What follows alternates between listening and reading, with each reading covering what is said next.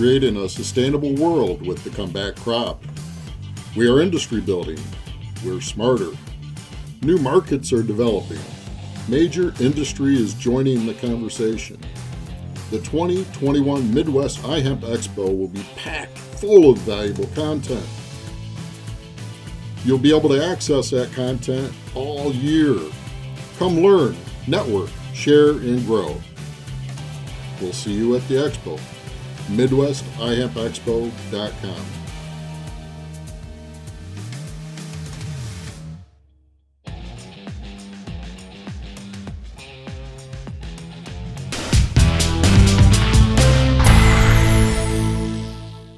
My name is Dave Crable. I'm with iHemp Michigan. Welcome to the iHemp Hour. iHemp Michigan's mission is to educate, inform, and promote the research, development, and cultivation of industrial hemp in Michigan. iHemp Michigan advocates for wellness in people and the planet through hemp, and it begins with the farmer. Speaking of farmers, Farmer Bechtold, Blaine, what's going on? Do you have any news for us this morning? You know, I've got some news this morning. A little bit of interesting what happened over in Europe, and I think it's going to affect us a lot here as things roll out. The European Commission reversed its position on CBD as not a narcotic. The European Commission had reversed its preliminary assessment on CBD and said the compound is not a narcotic. The reversal comes in the wake of judgment in which the European Union Court of Justice ruled that CBD cannot be regarded as a narcotic and that CBD products should enjoy the same free movement of goods between and among member states as other legal products. CBD can be qualified as food. Coming on the same day, the United Nations Commission on Narcotic Drugs rescheduled cannabis. The European Industry Association said of the EC's turnabout, the second decision of the week is even more important for the hemp industry, and Mike's going to cover that in a little more detail here in a minute. The EIHA's Novel Food Consortium aims to clear the way for hemp food as extracts, including CBD, in European Union member states and meeting safety standards for new novel foods. So hopefully this will give some credence and help with our USDA and FDA moving ahead and getting our CBD regulated as such and safe for consumption, and we can get this industry really growing. So good news there. Not directly related to us, but it's going to affect us here in the future. Another thing that happened is the National Industrial Hemp Council has received $200,000 in U.S. Department of Market Access programs called MAP funding to support export market development of industrial hemp. The NIHC program will focus on Europe and China and include market research, trade policy, and trade facilitations. We've sent an invite out to Kevin Lather, who's ahead of that, and hopefully he'll get back with us and we'll have a nice show with him and finding out what they're going to do with that $200,000 to help out the hemp industry. A couple of expos. We're going to talk about ours at the end of the show. Great things are happening there. The Hempy Awards are going to be a lot of fun for everybody, so we hope everybody wants to participate in that. But Winterhemp Summit. This is kind of with NOCO, We Are for a Better Alternative, January 14th. It's $49 to join them. We'll put some more information up on how to get to their site and how to register for that. In the very nearest future, we'll get that up there. Kind of the same thing. They're going to have a full day of programming, hemp industry opportunities, reports, live social media mixer in Fort Collins, Colorado is where it's going to be coming out of. And also Hemp at the Crossroads, still a go at this point, February 4th and 5th, and we'll have more information on that to be able to register that. Now, they're still planning a live event for that, and we'll see if they're able to host that or not. And then there's a free online building sustainability with industrial hemp. It's actually today, December 3rd at 3 p.m. Is when it's going to be, and they've got quite a little lineup. If you go to US Hemp Building, ushba.org, I'm sure you can register for that on there. It's free. And if you're interested in the hemp building industry, then that's really a great thing, especially putting it on free. It's actually a two-part event, so you'll have more information on that. This was an interesting little article I got too. So Iowa, of course, was growing this year too, and 13% of their fields in Iowa had to be burned because they were above the 0.3% THC. So, Well, that's better than Wisconsin last year. yeah. Yeah. And then our friend Marty Meehan down in Indiana, with an undeveloped and disjointed supply chain hindering the hemp fiber industry, farmers in Indiana have decided to take matters into their own hands. A group of hemp growers in the southeastern part of the state have officially launched Heartland Hemp Cooperative, an incorporated farmer-owned cooperative that will both produce and process its own hemp for fiber. We know Marty. Marty's a good guy, and we're going to get him on the show to talk about that development that they're doing on there again in the near future. Right now, we've got shows booked all the way through January, so it may not be till February till we get that on. But we'll put information up there if you want to get more information. And I'm sure Marty will be available, and we'll have that at the Expo as well. So get a chance to put your input in the National Checkoff Program, HIA. And NIHC, the National Hemp Council, I would like your opinion about the value of research and promotion for the industrial hemp industry. So what they're looking at is a checkoff program, 2%, 3%, whatever, 5 cents, 1 cent of the value or the sale of the hemp will go into support the checkoff program. So again, you've got a chance to put your input on there, and I don't know, let's see if they've got a date on here. I didn't see a date that it ends, but I would get your comments in soon on that because I know they're looking at making that and presenting that for a national program. And that's what I have. How about you, Mike? Well, I wanted to expand a little bit on that United Nations Commission on Narcotic Drugs. That was actually yesterday when the vote went down. Very close vote, 27 to 25, but it did pass. And it removes cannabis and cannabis resin from Schedule 4 for the United Nations, which is equivalent to our Schedule 1 here in the United States. And Schedule 1 is heroin and cocaine and all that nasty stuff. And so now they've reduced it. And of course, as you said, it'll be allowed to be a drug use for the United Nations. You know, they have the stamp of approval on that. A couple things in the cannabis space. Big one for Michigan is this week is the first anniversary of legalized adult use cannabis. And so the MRA, the Marijuana Regulatory Agency, just came out with some numbers showing what happened in the first 12 months. And in Michigan, in the legal space, we sold $440 million worth of legal cannabis, and that generated $73 million in excise and sales tax for the government. So good news there. There's still a lot of communities of the 1,764 communities in the state of Michigan, only 84 allow adult use right now.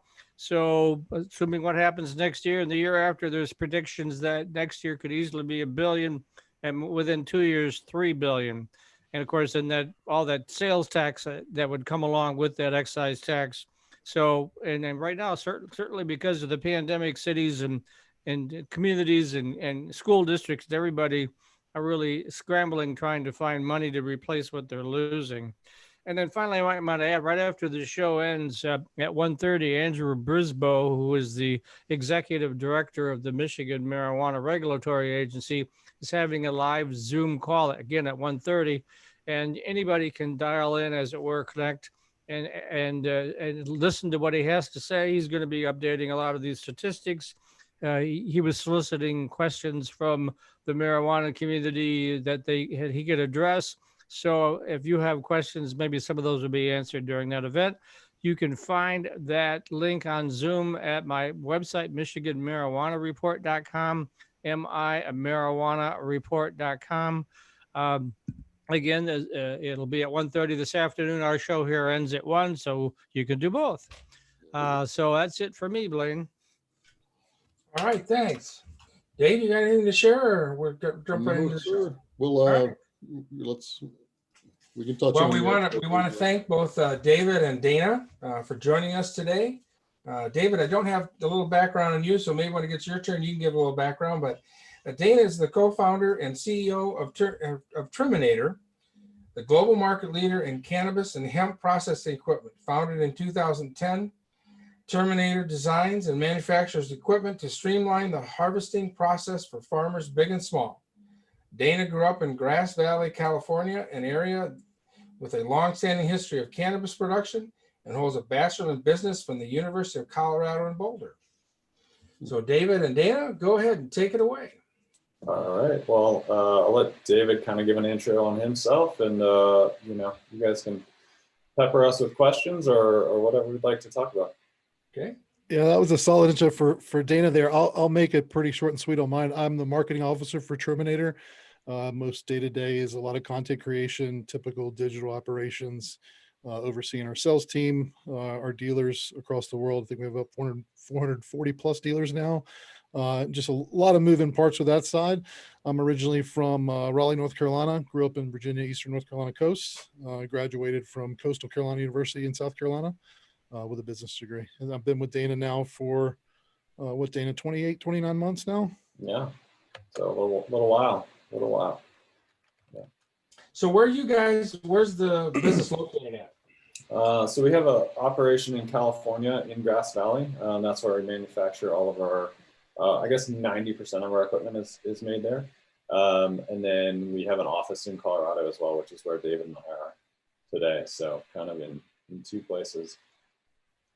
Okay. Did you guys get affected by the fires and stuff out there where you were at? Yeah, I mean, a couple of our really good dealers, unfortunately, are in Talent, Oregon. And so we lost them to the fires. I mean, Talent just got totally taken out. And so that was pretty unfortunate for our kind of like greater community. And then, of course, a ton of kind of cannabis and hemp growers in that area were affected. So we didn't, like our warehouse and stuff, we had issues from a supply chain perspective, a lot actually from like power outages, kind of the rolling brownouts there, but we weren't, directly impacted like some of our dealers were for sure, and growers that we interact with. So, yeah. It'll be interesting to see how that all plays out for everybody out there, and the quality of the hemp, not only that, but also the cannabis does from all that smoke out there. So yeah, it's pretty interesting. I mean, every year they're kind of faced with some kind of challenge, it seems like. So I guess California now, fires are like basically part of the ecosystem. So, every year we hope for the best, but it's a challenge they have to deal with. So what got you in interested and involved in going down this road with making these machines? Sure. Yeah. I mean, I grew up in Grass Valley, so kind of, a little outside the Emerald Triangle, but I grew up on a place called the Ridge, which is like 45 minutes kind of rural part of California, like so many cannabis communities, I guess. And so actually they came to my father, who's the other co-founder, some of our neighbors, and we're like, hey, we have a ton of, cannabis that we need to process more efficiently than hand trimming effectively. And so my dad has kind of a background as an engineer, did forestry equipment before this. And so he developed the first trimmer, and then I kind of came on to help him, run the business and move that along. And then we've just kind of been going crazy ever since. So it's been a pretty fun ride. And, David's really kind of blown us up on the marketing front. And now we have a real global network of farmers that we interact with and dealers. And so it's been fun to go from a small kind of Northern California town to global interactions now. Do you offer your product here in Michigan? Yeah, we have a number of dealers in Michigan. And then we're also, like you mentioned, the hemp line is one of our partners. So there's several hydro stores, like Grow Green Michigan is one of the ones that we do a lot of business with, and Downriver Hydro, a couple of those. There's others too, but that's a lot of that is has historically been cannabis, and now as we move more into hemp, it's especially on the flower side, that's where it's going. So what products do you have? I know you got the Triminator, and you've got the one that does the bucking. Yep. Dave, you want to take a shot at the yeah, sure. So we have a pretty much a full line, everything from harvest to what we believe is a solid extraction method. So we have the 2 years ago, we launched the very first whole plant harvester with the Kirby hemp harvester, whole plant harvester in the field. We have, obviously, like you spoke of, our bucking line and our trimming line. I think you saw 2 of those machines in action when you were in Michigan, as well as we just finished building and testing the first run of the largest dry trimmer in the world. It's called the Mega Dry. So we have that built and tested in our Oregon Education Center. We also make hemp dryers. So we make a biomass dryer, flower box dryer, as well as a line of shredders, either for cannabis and hemp waste or for hemp biomass shredding to get particulate size down to the right sizing and get homogenization across the biomass. So it dries a little better. We have that product. And then we have our rosin presses that are for solventless extraction, whether you want to make flower rosin, SIF rosin, or certainly the more popular lately is the hash rosin SKUs you're seeing on the THC side, and starting to do some on CBD and CBG side with some of our users. So that pretty much rounds everything out that we have. A little more, I think, different use cases everywhere. Dana can kind of speak to more of how he sees that playing out internationally. I think internationally is a little step behind when it comes to processing as far as trim THC flower. So it's interesting to see that market kind of go like California market was going in the beginning, that Dana's told me about. I didn't take part in that with him, but he's told me about it. So, So are you seeing, obviously, I mean, you were at the hemp mine when they did that field day out there. You know, we know that the smokable market is quite a big market and one of the more profitable ones right now for everybody. So what are you seeing there? And I didn't know you carried all these other products. I'm going to have Dave try to bring up your website. Yeah, Dana, you know, you think about farmers here in Michigan, and you know, Sure. as if we don't know anything. And Sure. Start us off with, you know, what is the Triminator, Sure. and how's it work? Could you have a Sure. video you can show of how it Sure. works? Yeah, so I mean, we have, like Dave said, we have a number of products that we carry, and especially, you know, coming from the THC side, we focus a lot on the flower. And so, you know, one of the products, and I guess let me share the screen. I can just kind of take you through a couple of our key products, especially on the that'd be great. smokable, Very nice. Yep. the Yeah, smokable I'd like side. to see what they look like. Yeah, for sure. So let me see if I can share a screen here, and then we can go through them. So I'm definitely interested in seeing this harvesting machine you have then for harvesting out in the field. Yeah, I think I've seen something on the Kirby. Is that yeah, like the walk Kirby behind is, or Yeah, there was Kirby's a few tractor running. now. Probably, I don't know if we had one in Michigan. There was a few up Mankato, Minnesota. I think that's how you say that. Oh, And yeah. up in the Green Bay area, Minneapolis. There's some in Pennsylvania they're running. I have to look up where in Michigan if there was one running there or not. All right, can you guys see my screen here? yeah, we're seeing ourselves. Can you switch to just switch your browser? Yeah, sorry. There we go. All right, now can you see the Kirby? Yep. Yeah, okay. So this is the Kirby whole plant CBD hemp harvester. So basically it goes on a tractor. You can see like any range of tractor. This is obviously an older tractor. But basically it's gonna like snip the plant right at the base and then transport it up to a trailer. So let's see if we can watch it go here.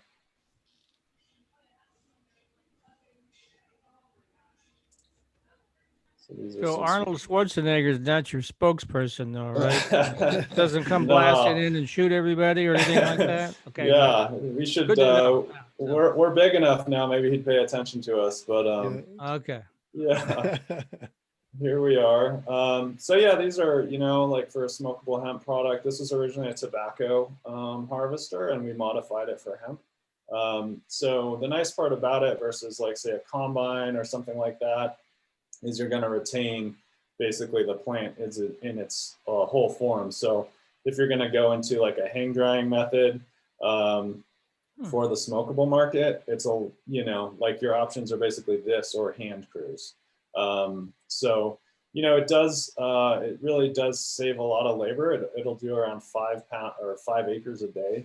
And it's, you know, basically a guy on the tractor and then a follow trailer. And so that's the product for that. And, you know, it's not without, you know, I think when we talk about hemp and we talk about the hemp market in general, especially now, it's so early.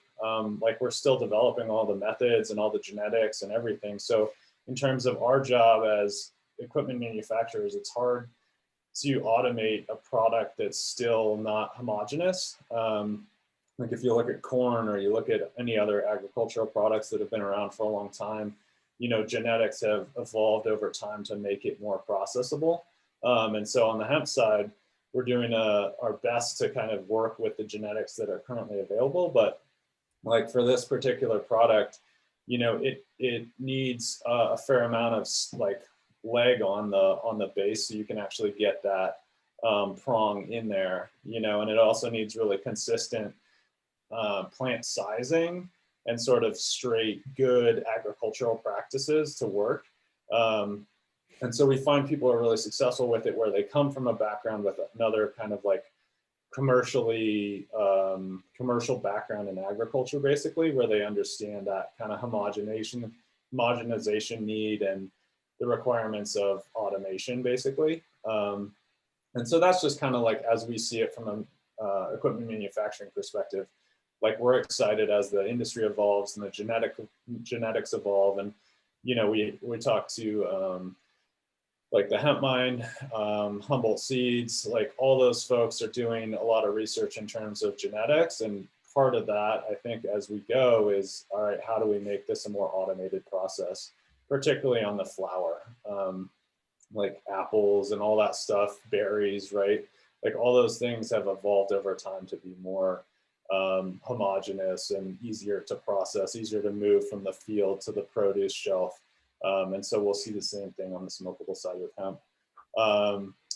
So that's, you know, that's the first step in the process. The second step really would be the bucker. And I'll show a video of that, and then Dave can take us through what that does.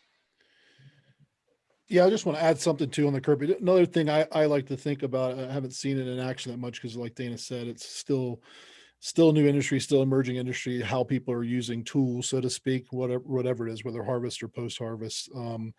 Just the clean ability to pull plants out of the ground, whether it is going for biomass. I think you'll eventually see that shift, especially when you're telling your farm story, you're telling your story about, you know, how you grow cleaner, how you grow using these nutrients or whatnot. You want to have still that clean harvest and post-harvest handling techniques and processes in place. And I think that Kirby lends to that for sure. Especially in like the smokable market. I mean, on the biomass market, depending on who you are and what your downstream product is, you know, just like any market, there's a whole segregation of where you think the you know, what element of the market you're trying to serve. Are you trying to serve like the low dollar market of just like pure CBD extract? Are you trying to be like a full spectrum kind of craft market, and how your brand and then the equipment and all your choices kind of lend to the end market that you're trying to serve. So we think about that when we're talking to farmers, especially early on, is like, as a farmer, especially a new farmer, if we're saying like, hey, let's educate new farmers, which is a big part of what we try and do, because we think that so many people are coming in, and it is a great growing industry, but it's a lot harder than a lot of people think. And we find that it's our duty to kind of say, hey, let's take a step back. Let's think about, like, do you have a buyer? Like, what's your marketing plan? Where are you sending this stuff? All those things are going to really educate your downstream, or your, like for us, your equipment choices, you know? Because some things aren't a good fit for you and some things are. And a lot of it starts with, okay, what are you trying to sell and who are you trying to sell it to? So we find, you know, we talk to probably thousands of farmers a year at all spectrums, you know, guys who are doing like huge kind of grain processing up in Canada to just like a boutique, you know, farm in Pennsylvania or something. And it's fun to see that diversity, and we learn from it. So we try and pass that along through our kind of education programs when we can. So this is the, I'll play the video of the bucker if you guys can see it, and Dave can talk us through it. Before you move on, what does Sure. the Triminator, what does that go for? What's the price on that typically? So the Kirby is $36,000, the product that you just saw, and that's a tractor mounted product. Most of our products range from that. With the exception of the dryers, are ranging in price from around like $5,000 to you know, $25,000, $30,000. Our dryers are a more expensive product, but it's a more custom product as well. Your dryers are for buck product, correct? So we have two different dryers. We have a box dryer, which is sort of along the lines of a traditional hang drying method. So you can actually hang a whole plant in there, or you can take it off the stem and put it into the box. And what that does is really accelerates sort of a more traditional drying method. So, you know, traditional drying takes however long, depending on your climate, and it's not climate controlled, or it can be, you know, it depends how you do it. But this is really sort of like a commercial level, you know, GMP. Yeah, as we talk about, you know, the maturation of the market, we see a big kind of shift from maybe less regulation and less differentiation to more. And so like kind of food grade GMP stuff, certification becomes more of an issue. And so the box dryer is great for a whole plant or like smokable flower that needs to be like highly controlled, highly repeatable, and all in sort of a GMP, very clean environment. And so we see that being a good opportunity for that product.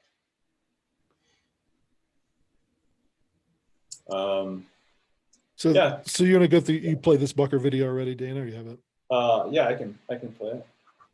So our Buckmaster line, it'll buck wet or dry. So we have it in two different offerings. One is a single station, the Buckmaster, and one is a double station, the Buckmaster Pro.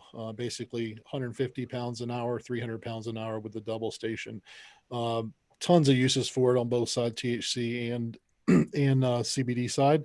A lot of guys bucking down tons of, this is obviously older product in this video. It's actually one of our first tests we did, but keeps everything intact really well. A lot of guys use it for fresh frozen as well, bucking down wet product for fresh frozen products, both on CBD and THC side, whether it be for tinctures. I think our organ education center last year processed 8,000 pounds wet for Papa and Barkley, doing a tincture contract through Vesica Ventures, which was a nice application, seeing that used on both sides. Performs really well wet. Dry, you want to make sure you're prepping your process for stalks being prepared for the machine, so you have a nice quality kind of flow to your process with that machine.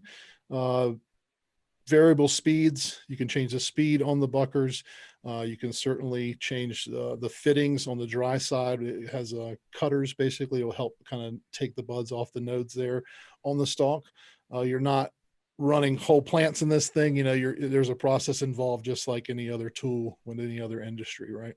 You don't just hammer away at the side of the nail, right? So things like that. The Bucker's a really good product, though. It was one of the first products we launched when I joined the company, so I was really excited about that. We've tested it from hemp, THC, seed harvest for guys, so it's really clean processing for that side. You name it, we've probably bucked something with it. That's interesting. You said seed harvest. So this will actually, you can separate the seed then from the flower? No, meaning like someone bucked down an entire seed harvest. We have a lot of partners that we test a lot of our first year products and even second, third year for content purposes, as well as R&D. And we partner with Humboldt Seed Company a lot for that reason at one of our test centers in Humboldt. Mm-hmm. And we just happened this year to buck a seed harvest to see how it holds up with the smaller cutters. Really clean and efficient. You know, you run those seed harvests a lot longer than normal for flower. So it's sometimes can be hit or miss in kind of a messy room, right? So you want to have some of that stuff. Then we just seen it used for everything, was my point, not so much it's specifically for that. Yeah. Mm-hmm. Cool. How about storage? You know, after because we're in that point right now too. You know, everybody's harvesting, they're getting it bucked, they're going to store it, but we don't have a market for it yet. You know, it's going to be a while before they deliver it. Do you guys have any advice or expertise on how to properly store this so that it is marketable 3, 4, 6 months down the line? You obviously have to get it to a stable medium, right? So it depends on what you're trying to do. So for like a flower, obviously that's part of the drying and curing process. For biomass, and I mean, once you once you dry, so drying is like the most obvious way to stabilize the product, right? So you need to basically get the active moisture level down in the product. If there's still a bunch of moisture in the product, you're going to end up with mold. And so that's why basically you're going to try and dry it down to less than probably 12%, because at that level, you're not going to degrade the product with mold over time. And so, there's also other opportunities like for biomass, some people are using like balers and nitrogen packing and stuff like that. It does work. But obviously, again, it depends on your downstream market. So, for us, for flour, obviously you're going to take it through like a really good clean drying process and get it down to a stable percentage.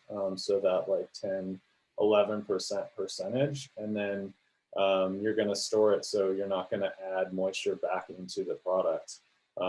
So, you will see a lot of folks who like dry it down and then don't seal it up. And then, you're stuck with a product that's now going to like basically have humidity re-enter the product, and you can see mold start to enter into your product. And even with biomass, like people will dry biomass down. If you have like one nugget or one bud or one anything that's above the, that basically 10-11%, that can just mold from the inside out. You won't even know it in the middle of a big super sack. So really being consistent and homogeneous in whatever your method is really important in that process. And I do see it as a big problem, like it's such a seasonal thing and there's so much product that comes all at once. Yeah. That's one of the reasons we brought on the drying line, because we saw that as a big issue for so many people. And I think, getting back to like educating the market, that's something like a lot of people don't think about. I was talking to a dealer earlier today, and he was like, you'd think you put all this hemp in the ground, you think about like how you're going to get it out of the ground and how you're going to dry it. But a lot of people don't. And we've got people who are calling us like looking for a dryer, can you overnight it? I mean, this thing comes in two 40-foot containers. Like we don't overnight those. So, I think it's really important to think about the whole process, and drying is a huge part of it, particularly in, more humid climates. More arid climates, it's a little easier, but you're talking about new markets, in the South and such, where humidity is a big factor. You really have to think about that storage and that drying methodology. So it's a great we saw a lot. That was probably the biggest thing. You guys bring up this topic, but last year, that was the biggest thing. And still this year, I travel a lot to all of our markets and spend a lot of time during harvest season, typically Northern California and Southern Oregon, 30-40 days in a row just to see this stuff. And that's always the biggest problem. From the first day I landed up there and started seeing some of the processing issues. It was drying and storage. And even this year, you have different packing houses and consultants telling one person to do this, one person to do that. You can dry it like this, it'll be fine. You can store it like this, it'll be fine. And I think there's just, like Dana said at the beginning of his answer, the lack of consumer education that's eventually going to get those quality brands to stick around, even if you have, the abilities, I believe, or have the ability to fund your drying and storage issues, right? See guys building all kinds of new spaces this year, the regions I was in, as well as people willing to go pay $15 a pound to dry and store their flour. So, a lot of that's consultant driven on some of it. We've also seen guys this year test different field drying or hang drying methods because of lack of space, and test and realize that they're okay in some of these, don't get me wrong, lucky scenarios, but we've seen all these different things take place in converting what you have. And to be honest, we see, like Dana said, we see and speak to thousands and thousands of farmers throughout the year. I've seen a lot of stuff work, so I can see why it can be confusing. So it will be interesting as it progresses in the industry to get that education there. Stuff like Dana's talking about with dewatering rates and really getting a full understanding of what's taking place with storing with leaf on or bolted or buck buds, and really getting the science behind it, to me, is going to give people the guidance they need. And then if they want to operate roguely and try different things, best of luck for those scenarios, right? Much How do you seal a super sack? and drying than it was last year for us. Say again, you both ask. Oh, Go I'm ahead, saying Mike. okay, I'll go first, Dave. So I'm saying it was much different this year with our drying conditions than it was last year. Last year, very humid, very wet. This year, it's been very dry for us. So big What difference. did you guys see in terms of the market? Like, what were people doing in the two scenarios? What was working and what wasn't? Same thing you're seeing, a variety of different things. Just I know that the drying time when you hung it this year was a lot shorter than it was last year. Last year it took 3 to 4 weeks maybe to dry it out. This year, maybe in a couple of weeks you had it dried, to that point where you had to get it bucked and into a different format to cure it and to condition it. Mm-hmm. Yeah. But if you have it in a super sack, there's really no way to seal a super sack, is there? I mean, they make a liner. There are some super sack liners, and so we've seen guys doing like a double super sack liner. We also see, not really for flour, but biomass, you see people doing like vacuum packing and nitrogen sealing. And so, nitrogen sealing is interesting because it comes from the food industry. But the half-life of cannabis, the nitrogen doesn't really, hopefully you've used it up by the time, the nitrogen really kicks in and preserves the product. But I do think that vacuum sealing is important. But again, it comes down to like not having a really consistent product in any of the drying capacities, that you're not like basically contaminating your own dried product with something that you didn't quite get dried. Like on our dryers, we recommend putting a shredder in front of them, basically because that homogenizes everything. So when we're talking about automation, if you look at any other industry, like everything about having a consistent output is about having a consistent input. And so like in most other food or agricultural things, it's all about basically sorting, grading ahead of time, and that allows you, or finding more consistency in the genetics, and that allows you to be more efficient down the road. And so with drying, we have a big dryer, and basically we're shredding it all ahead of that, and that makes it really consistent. If you don't do that, then you're going to end up either overcooking everything in the batch because you're trying to dry the biggest piece in the batch, basically, or you're going to basically end up with a moist and over moist piece in your dried product, and then that can lead to mold down the road. So again, just emphasize the consistency aspect of it. Yeah.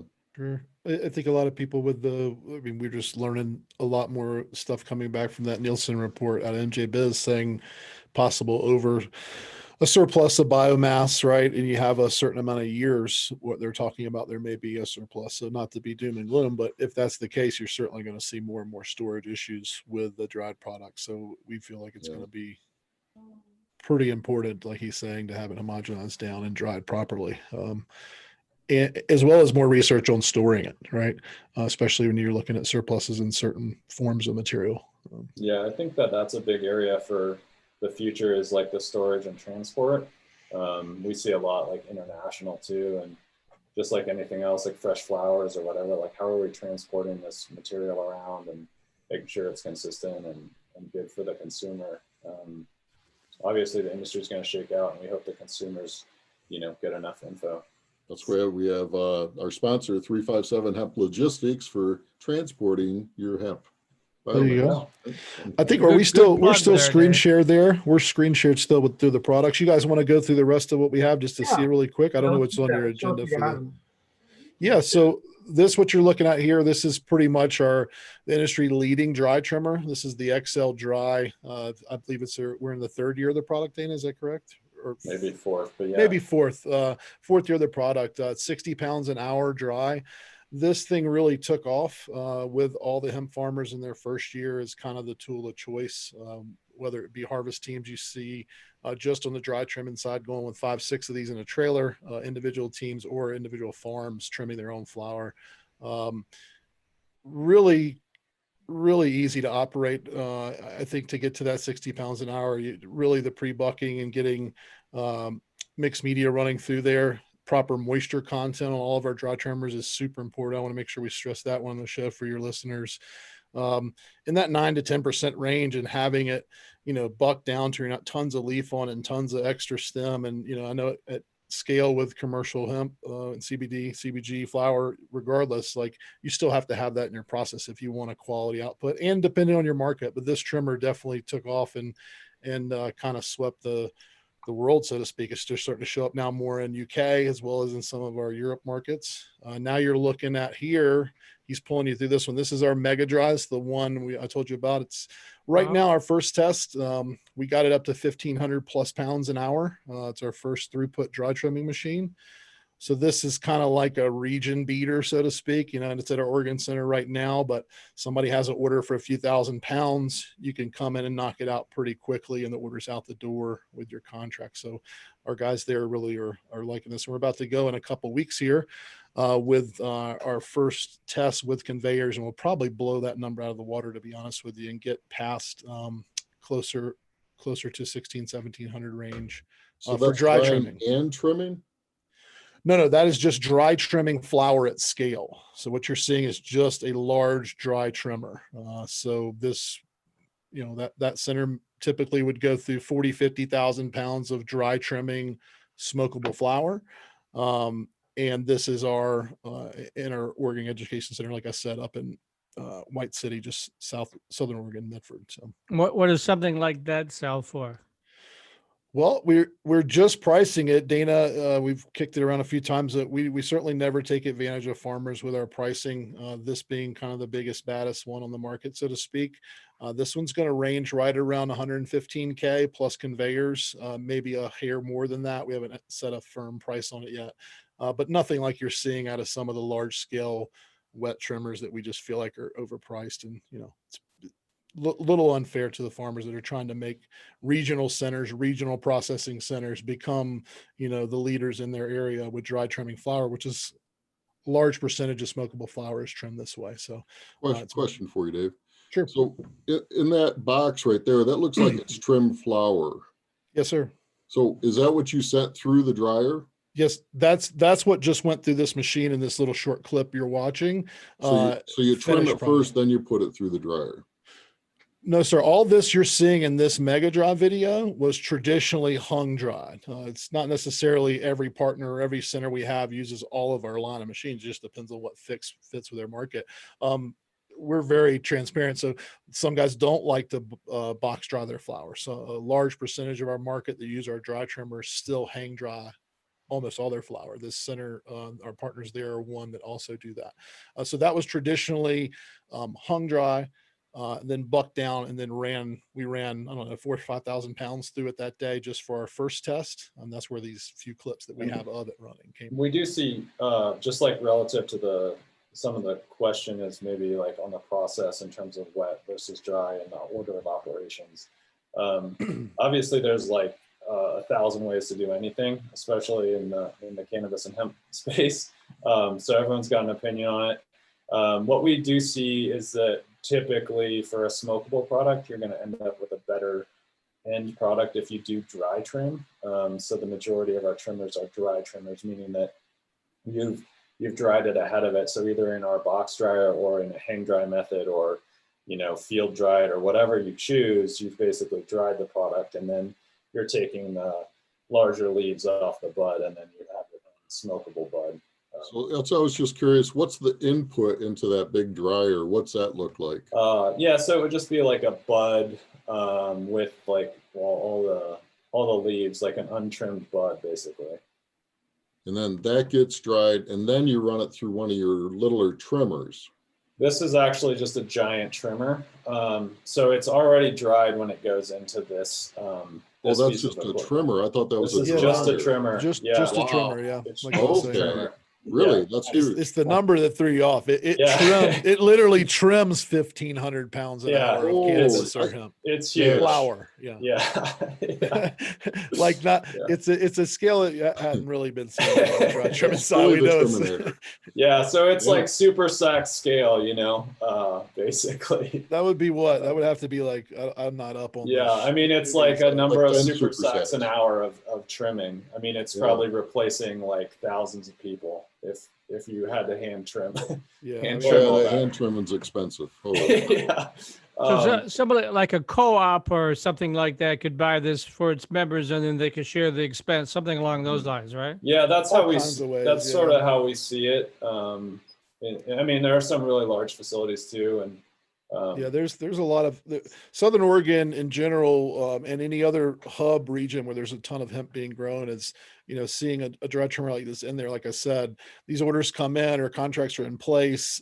Somebody wants a large, 2,000 pounds on a set day on a set price. Certain things happen. We've seen it happen.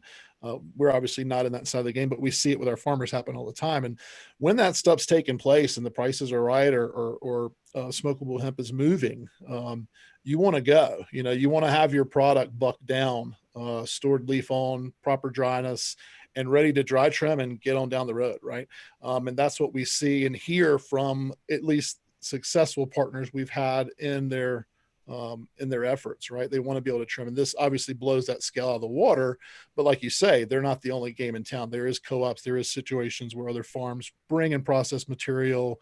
It creates a lot of things, and it's kind of leads to what I wanted to talk about a little bit was our education center, and having these hubs with multiple types of our machines, or even forget it's us for a second, is so important, because you have to be able to come see what tools you're going to use. Not all these are similar hammers, right? There's different ways to skin this cat, so to speak. And I think having these abilities to see it live in content. We do a ton of live trimming content, bucking, pressing, rosin pressing content. So you can see all this stuff in action, and you don't have to rely on a consultant trying to make a check and telling no, this is the one to go with, or this is the packing house, or this is the place. You have some options with farmers who actually use the machines. And to us, that's very important, because we build them. It's our job. We have to be able to educate consumers on the post-harvest handling side. Let's talk about this for a minute too. Now, so when you Sure. do this, you obviously have, I don't know what the proper terminology, I have to call it keef or the terpenes or whatever that come out of this. You collect this in the bottom somewhere, correct? Yeah, those sacks you see in the bottom of the machine there, they're collecting clean drop down trim, no lubricants, no vacuums, nothing like that. So very clean processed trim for your extractors, which are very happy with that, right? So you basically are getting two revenue streams out of it, right? Like Mhm. the buds for your smokable, and then the secondary, your trim goes to extract, which people used to compost, so that's a value now. Yeah. Well, then we have the same thing, of course, with the hemp. We have the terpenes and everything else that goes into other products. So, For sure. Yeah. No, I mean, this is all hemp, what you're seeing here. So this is all smokable hemp. Very cool. Some good Big engineering in work there. being done. How big is that? I can't quite tell. I think with the conveyor set up, we're going to be there in about a week to 10 days on the second test. It's about 27 feet long and 9 feet tall. Wow. So it's a lot. I mean, I know it looks big, but it's a monster. You can go through our Instagram profile. There's some videos on there, as well as like a time lapse of us unloading it. There's some cool stuff on there you can check out. all right. Wow, guys. Well, thanks. Let's see what else we got. Let's see there. Well, thanks for sharing with us today, for sure. We appreciate that. And Do we have any questions in the chat box? I haven't had a chance to look. You can go back for unshare the screen. I think it's still showing a full screen. Okay. There we go. I haven't seen too many questions in there, but we have had a couple people thank us for putting this on today and doing this. And let's make sure that we mention how they can get a hold of you. Obviously, the Triminator. Yeah. So you can find us. Almost all of our channels are at the Triminator. So it's Triminator, TRIMINATOR. So the Triminator on Instagram, Twitter. We're pretty nonstop on our Instagram accounts and all of our social accounts, trying to show as much content from users as well as our processes, and a lot of content from the farm and our education centers. Our website is thetriminator.com. We're about to launch a new one here in a couple of weeks, which we're excited about. Have a lot of online capabilities that are different than our current site. So you guys actually got to see a little sneak peek of it as Dana was sharing the screen there. He went into the new one. So we're excited. We're excited to launch that thing. We've been working on it during the summer as well as during harvest season. So you can see that smile on his face. He's real excited about getting this new one launched. Your slogan's probably like ours. We're all going to be smarter next year. Yeah, well, our slogan's actually "Own Your Harvest." I'm glad you said that. We have a podcast as well. It's kind of cool to be. This is one of our first appearances on another show. We have a Own Your Harvest podcast available on Apple and Spotify right now. That's why I'm in a booth. We didn't have this before we had the show, and now, like we said in the beginning, you guys kind of nailed it on the head there. Thousands of farmers we speak to, we want to be able to put those conversations out into the public because we have an advantage with that as a machinery company. So many people are telling us so many things, right? And the more we can have those guests on, like you guys are having us, and share that information, I think it'll really help move the industry along and get that education there to hit some of these goals everybody talks about, right? Like without consumer education and without that kind of consistent guidance, it's going to be, what you're witnessing, I believe. So yeah. There's a testimonial in the box there from Miller Farms, by the way. Did you see that? Mark Libke, for just a word on the Triminator XL from Miller Farms. Great machine. We hang dry and process at 10%. Awesome. This is Well, thank you, Mark. Appreciate it. thank you. Shout out Thank you. for you there. That's what we see the most, like Dan was saying, with the trim smokable flour. I mean, we obviously sell box dryers. We want to sell thousands of them. Large percentage of the market, both sides hang dry a lot of flour. So I mean, it's just, but that's good to hear. And where are they in Michigan there? Yeah. You know those guys? Okay, cool. Well, guys, thanks again. Appreciate you having the time today to spend with us. Hopefully you'll want to participate at the Expo and have a virtual booth there. So we'll look forward to that, and anything else you want to share. And one last question. Clyde was asking, are you affiliated with American Hemp in Gladwin? No, we don't know One of that. your dealers? I know of, yeah. Then ring a bell. Okay. Guys, thank you for having us on. I appreciate the opportunity, and nice meeting all three of you guys. Now comes the fun part of the show. Do we have the?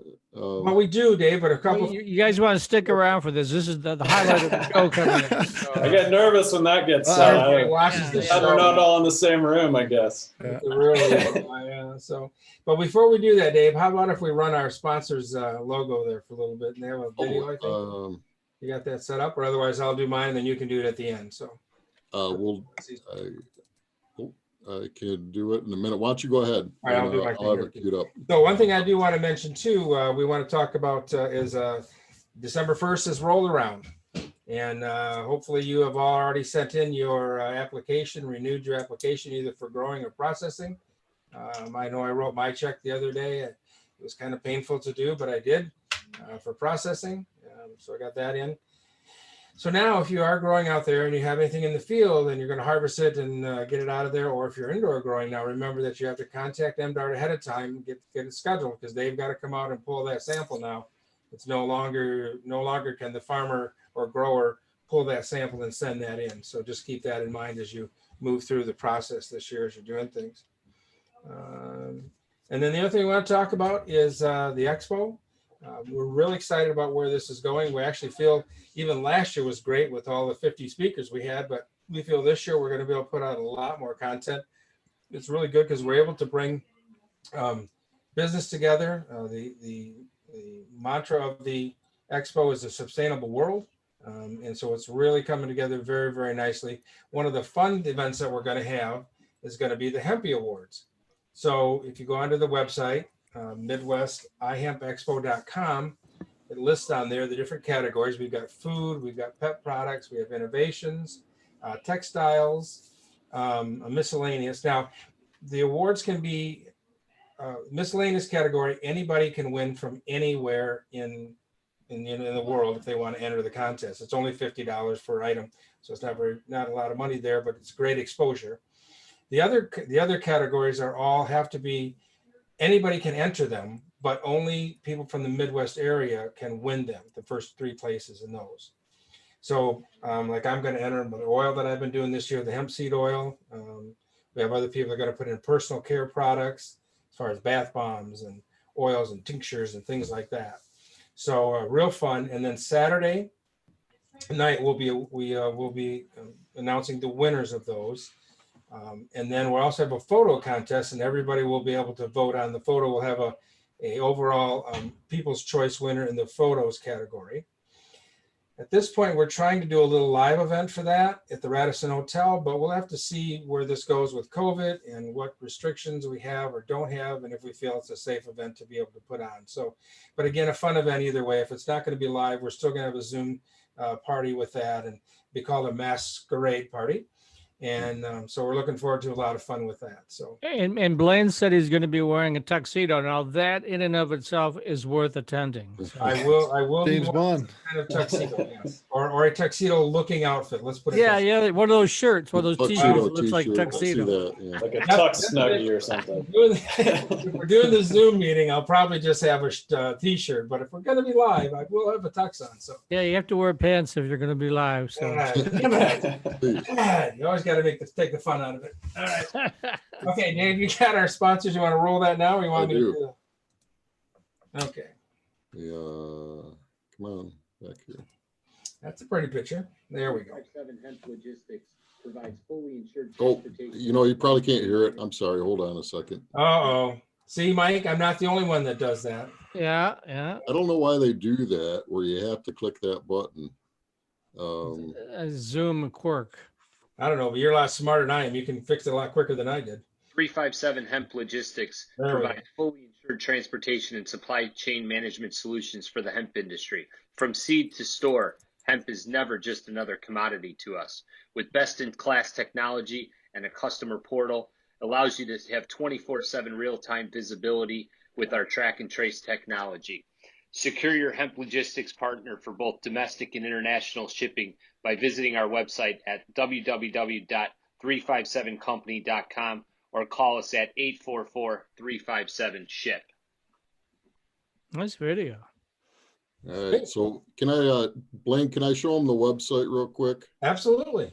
Yeah, we're okay on time. Yeah, I was listening to one of your other shows. Did you guys find a goalie yet for your hockey team? I've never skated, but I'm big enough to just stand in the goal, I think, Dave, and get that's hit Dave. with a puck. He's a hockey guy. So Dave's the hockey guy, huh?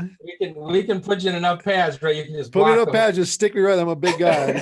Yeah. I've never done it, but I'll come up there for the first match. I got The it. rinks are supposed to be open December 8th, I'm hoping. So, Okay. everything's linked up here on Midwest iHemp Expo. And this is our little promotional video I wanted to show. Nice. What if Mother Earth and all her resources were able to be saved single-handedly by one source?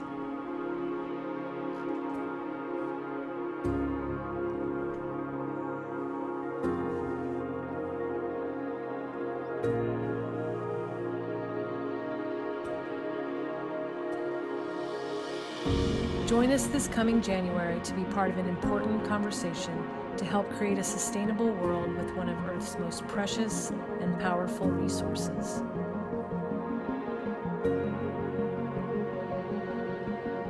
In 2020, we were the only large-scale Midwest Hemp Expo with 55 speakers, over 1,000 attendees, and more than 70 exhibitors. This year, our expo will be virtual, even more far-reaching than before. We hope you will join us and the thousands of attendees to learn more about contributing to a more sustainable world with hemp.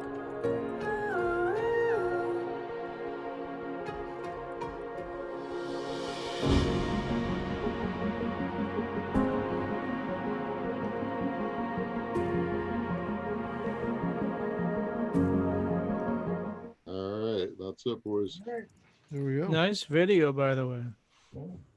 All right, so everybody come and join us. Have fun at the virtual Hemp Expo. We're gonna have a good time with it, no matter what happens there, and we're looking forward to a lot of fun things with the Hempy Awards too. So we have some special pricing going on right now, and if you're a member, you get a reduced rate for either the excess or the or the booth, the virtual room, we'll call it, I guess. So, all right. So, anything else for the good of the cause before we get into the real reason why everybody watches this show? That's We're it. about Here to it find comes. A out. little drum roll. We need to get some music or something. I need to do like Rachel Ray. So we'll work Oh, there on he it. is. There we go. See, I got to position this right there. We go. Now that's going to be the That's- cover, the So cover David, photo, yeah, right? this Yeah, is that's called it. I'm the Hemperor, so that's what that is. So yeah. I like I'm it. going back to an old recipe actually when we did it on another show because it's a great recipe and it's really quick. With the holidays coming up, everybody doesn't have time. You know, you got to get your Christmas presents wrapped before the 24th and get them under the tree. And so this is a vegan chocolate hemp fudge recipe. Ooh. It's quick and super easy vegan fudge recipe loaded with protein and nutrients thanks to hemp milk. It's amazing how tasty and delicious this healthy fudge is, especially since it only contains 5 ingredients. So the ingredients for this is 2/3 cup hemp hearts, 2 tablespoons coconut oil, 1 1/3 cups of 70% dark chocolate chips, 1/2 cup of peanut butter, and salt. And what you do is you blend 1/3 of the cup of the hemp hearts with 2/3 cup of the water. Add all the other ingredients except salt and remaining 1/4 cup hemp hearts. Heat over medium heat until melted. Stir in the remaining 1/4 cup of hemp hearts. Pour into a pan lined with parchment or wax paper. Sprinkle the salt over the top and refrigerate for 1 hour. Cuts into 20 squares. Serve and enjoy. So it's really quick, doesn't take very long, and it is really, really yummy one. I know that for sure on that one. So you All right, personally guys, tried thank- that, right? You've eaten one of those? I have, yes. Well, we actually have. I know that I made them before, and we had little pictures on the videos or the show we did. So yeah. So I'll be making these for the grandkids. They're coming over this weekend, so we'll be doing that. So Yeah. all right. Thanks well, again, gentlemen. Hey, Dan, thank you guys so thank much. you very much. Thanks a lot. Yeah, appreciate it.